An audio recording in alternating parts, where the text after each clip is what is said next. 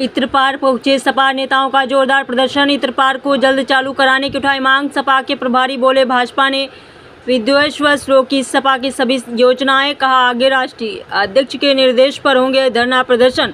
Supremo Akhilesh Yadav के निर्देश पर अधूरी योजनाओं को पूरा और चालू कराने की मांग को लेकर प्रदर्शन कर रही सपा। ठटिया स्थित इत्र पार्क में हुआ सपा का तीसरा धरना प्रदर्शन। पार्टी नेताजी सभा कर रही थी, आज उसने सबको दुखी कर दिया। आज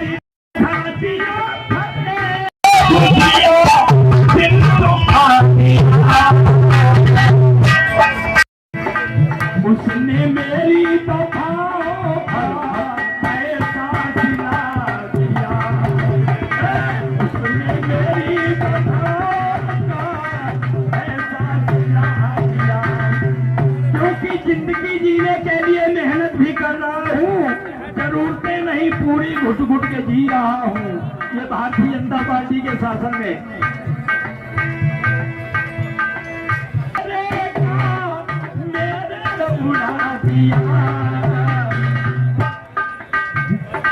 घर की जरूरतों ने मुसाफिर बना दिया, घर की जरूरतों ने मुसाफिर बना दिया। उत्तर प्रदेश में आज कानून व्यवस्था चौपट हुई है।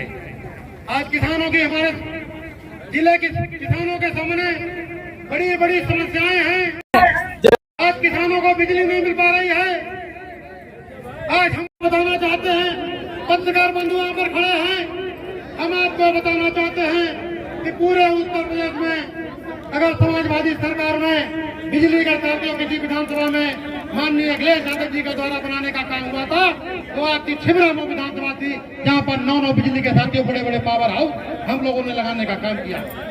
लेकिन आज ये हालत है कि किसानों को जो बिजली 20 और 22 घंटे उत्तर प्रदेश की सरकार को मुहैया कराना चाहिए था, किसानों की फसलें बर्बाद हो रही हैं, किसानों की फसलें सूख रही साथियों। आज पूरे जनपद में 4 और 5 और 6 और 8 घंटे बिजली साथियों इस सरकार में उपलब्ध हो पा रही है। आज महंगाई बढ़ी हुई है, आज खाद के दाम बढ़ा दिया है, आज बिजली के दाम बढ़ा दिया साथियों सरकार ने किसानों की।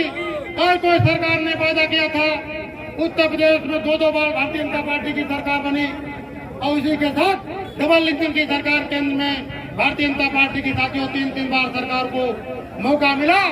लेकिन सरकार में जब चुनाव आते हैं तब यही भारतीय जनता पार्टी के बड़े बड़े नेता, प्रधानमंत्री से लेकर मुख्यमंत्री से लेकर देश के बड़े बड़े नेता पूरे प्रदेश और देश में रैलियों के माध्यम से जाते हैं और किसानों से तमाम लंबे उन्होंने वादे किए थे। किसानों की आय को दोगुना करेंगे, किसानों के कर्जों को माफ करेंगे।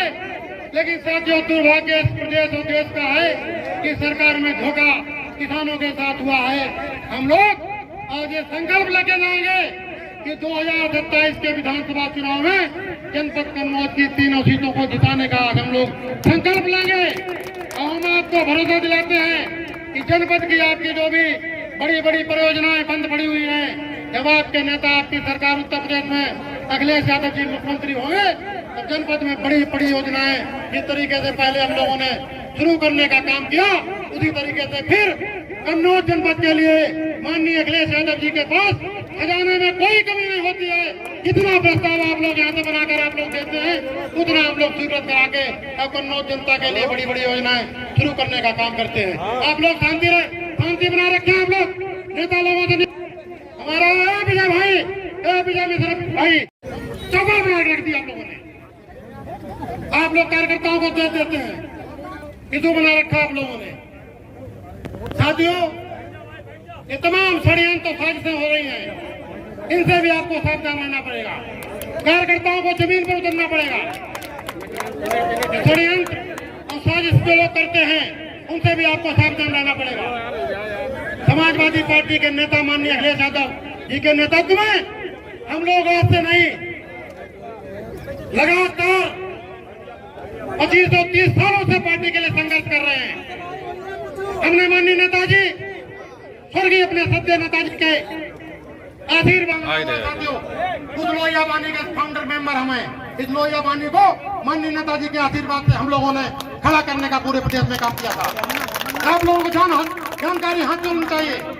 पूरे प्रदेश में 4 दौरे लगातार नेताजी ने हमसे कराने का काम किया, यूथ में काम कार्य करने का काम किया। डिवीजन सभा में साथियों प्रदेश अध्यक्ष के रहते हुए हमने पूरे प्रदेश का दौरा करने का काम किया। कन्नौज जो फरकाबाद जिला हुआ करता था, हम यूथ के नेताजी ने जिला अध्यक्ष मुझको 94 में साथियों बनाने का काम किया था। ये कभी लोग जानते होंगे, दिगंबर सिंह बैठे यहाँ पर, ये राधे श्याम बैठे हैं, विजय दुबे बैठे हैं, कल्याण सिंह दोहरे बैठे हैं। ये लोग जानते होंगे कि माननीय नेताजी ने उन्हें मुझे 94 में डिवीजन सभा फरकाबाद कन्नौज एक हुआ करता था, उसमें मुझे जिला का दायित्व दिया था साथियों। उसमें पल्ला पार्क में जिला अध्यक्ष बनने के बाद जाइए तैयारी करो जाकर, हमें फरकाबाद में रैली करनी है साथियों। उस समय हमने नेताजी को 51,000 रुपए की थैली भेंट करने का काम 94 में किया था साथियों। 94 में तमाम लोग जानते होंगे। संघर्ष करिए, सपने तो अच्छा है देखना, सब लोग देख रहे हैं, सांसद और MP MLA राज्यसभा और विधान परिषद का हमारा भी सहयोग रहेगा। हमारी शुभकामनाएं हैं, अच्छे लोग आगे आए, जो षड्यंत्र करने वाले, जो साजिश करने वाले ऐसे लोगों को आप तक पहचान करनी होगी। ये संगठन ऐसे ही नहीं खड़ा हुआ है, हम लोगों ने चंदा दिया, रैलियां की, तमाम पुराने लोग जानते हैं ये पार्टी तब खड़ी हुई है। आज तो मलाई खाने के लिए लोग घूम रहे हैं, सरकार में मलाई खाई है ना, यही हाथ लगा हुआ है आपको। अब सरकार में मलाई खाने का मौका नहीं मिलेगा, अगली बार सरकार बनेगी तो मलाई खाने वाले दिन चलेंगे साथियों। अब संघर्ष करेगा जो कार्यकर्ता, बूथ पर काम करेगा, पोलिंग बूथ को जिताने का काम करेगा, उसका सम्मान होगा, उसे मलाई खाने का मौका मिलेगा।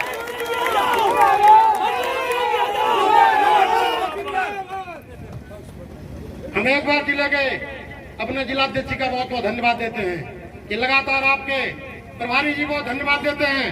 लगातार हम लोगों के साथ 4 साल की लड़ाई होगी।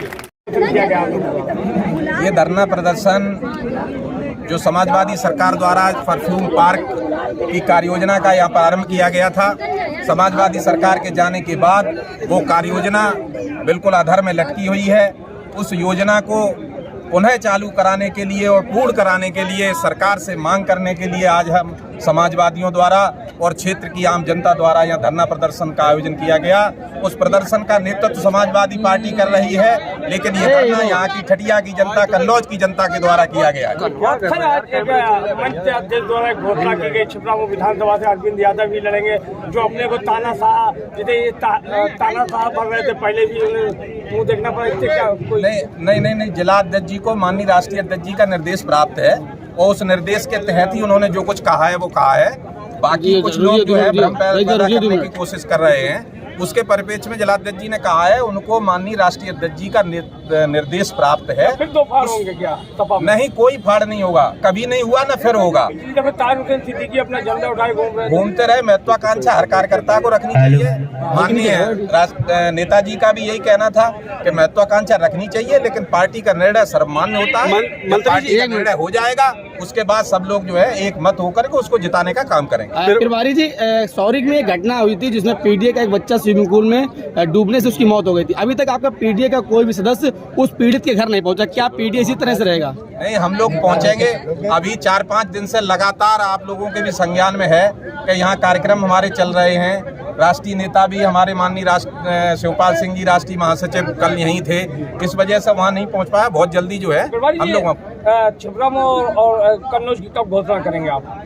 कन्नौज वो माननीय राष्ट्रीय अध्यक्ष जी निर्णय लेंगे, उसके बाद जिला अध्यक्ष जी घोषणा करेंगे। क्या कुछ इसमें आपस में खींचतान? नहीं, कोई खींचतान नहीं है, कोई खींचतान नहीं। हमने आपको पहले भी कहा, फिर कह रहा हूँ कि माननीय नेताजी से लेकर माननीय राष्ट्रीय अध्यक्ष जी का एक ही मत है कि महत्वाकांक्षा हर एक को रखनी चाहिए कार्यकर्ता को, लेकिन निर्णय पार्टी का सर्वमान्य। 2 जगह क्यों नहीं घोषणा की गई, एक ही जगह क्यों की गई? हम माननीय राष्ट्रीय अध्यक्ष जी उसका आकलन कर रहे हैं, जैसे ही उनका निर्देश प्राप्त होगा जिलाध्यक्ष जी को, वो जिलाध्यक्ष जी प्रभारी जी क्या लगता है आपको जो है जनपद कन्नौज में चुनाव प्रभारी बना के भेजा गया है, जिला प्रभारी के रूप में भेजा गया है, क्या कन्नौज में कोई जनपद में ऐसा नेता नहीं था जो जिम्मेदारी को निभा सकता और पीडीए परिवार को बढ़ा सकता था? नहीं, ये प्रश्न आपका इससे हट करके है, ऐसा नहीं है। प्रभारी दूसरे जिलों से ही आते हैं, क्योंकि जिले के प्रभारी बनाने पे पक्षपात का आरोप लगने लगता है, इसलिए प्रभारी हमेशा पार्टी दूसरे जिलों से भेजती है जिससे पक्षपात का आरोप न लग सके। Thank you sir, thank you. Okay.